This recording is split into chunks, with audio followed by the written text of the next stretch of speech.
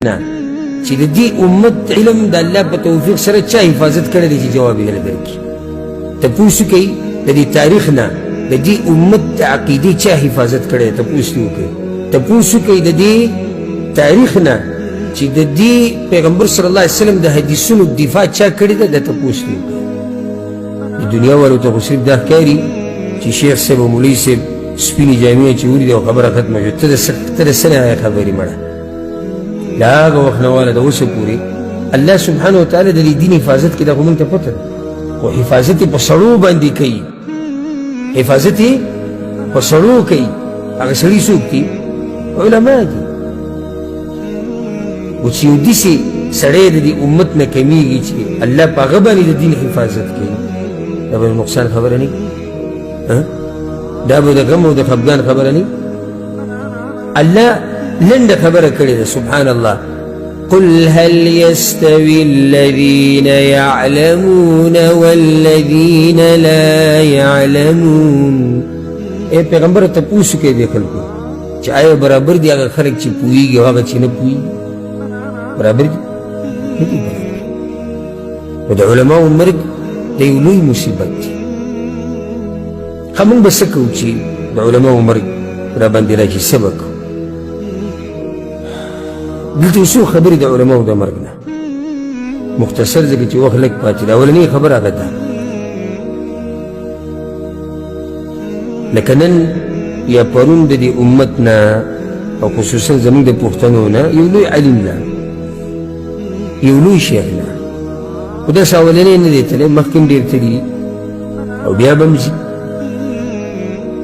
چې دا شیخ صاحب دنیا نه لاړ نه لکه زموږ دپاره څه زموږ دپاره دا اولنۍ خبره چې د دې علماو قدر او احترام کوي.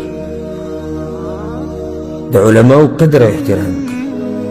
او دا زموږ د اهل الحدیث او د اهل سنت والجماعت دا زموږ عقیده ده. دا موږ دین ګڼو. د علماو احترام دا موږ د الله عبادت ګڼو. د امامانو قدر کول دا موږ په دې سره ځان نږدې کوو. چاته؟ ځان پې نږدې کوو الله ته. او پیغمبر صلی الله علیه وسلم وایي هغه سړی زما په امت کې نه دی چې زموږ د عالم حق نه پېژني. دا حدیث امام احمد بن حنبل رحمه الله راوړی. نو دا کوم علما چې د سره دي د دوی قدر وکړي. او د دې انسانانو ډېر عجیبه طبیعت وي، یعنې چې یو سړی ورسره قدر یې نه وي. او چې کله لاړ شي بس بیا هر یو جاړي او چې او چې داسې نو دا کوم چې دي د دوی قدر وکړه که نه. کنه صرف به ته په هغه پسې جاړې او په هغه پسې به جاړې او په هغې کې به دا بل هم لاړ شي او بیا به دا بل هم لاړ شي. نو کې به څه د دې علماو قدر او احترام وکړئ. او دا راته ووایم د دې علماو سپکاوی دا جنګ دی د چا سره؟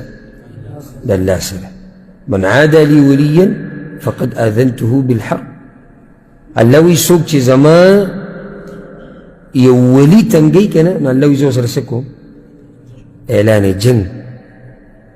او دلته د یعنې د خوشحالۍ خبره هم ده چې شیخ رحمه الله نامعلومه کسانو وجلی دی. که هر چا چې وجلی الله ته معلوم دي.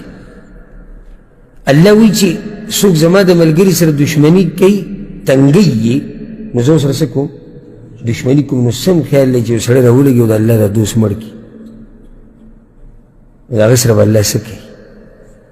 چې یو سړی راولګي د الله دا دوست مړ کړي او د الله دا دوست هغه دوست چې هغه عالم دی، یعنې صرف عابد نه دی، عالم او عابد دی او راولګي مړي کړي نو دی به الله ته څنګه مخامخ کېږي؟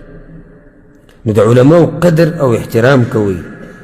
او دغه شان د دوی د دې وخت نه او د دوی د دې علم نه فایده والئ.